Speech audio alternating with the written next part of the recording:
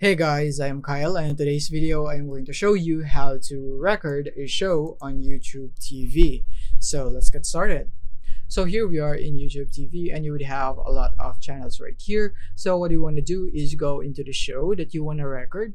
So from here, let's say I want to record this one. So I already opened it up in my other browser. Right here, I just muted it for copyright purposes. And once you're here, all you have to find if you want to record this is click on Add to Library and click on whatever you want right here, if all NBA events or whatsoever, depending on the type of show that you are currently watching or you want to record. So click on this event right here just for an example. But as you can see right here, you would need to verify your area. But in my case, since it's not yet verified, it would pop up like this.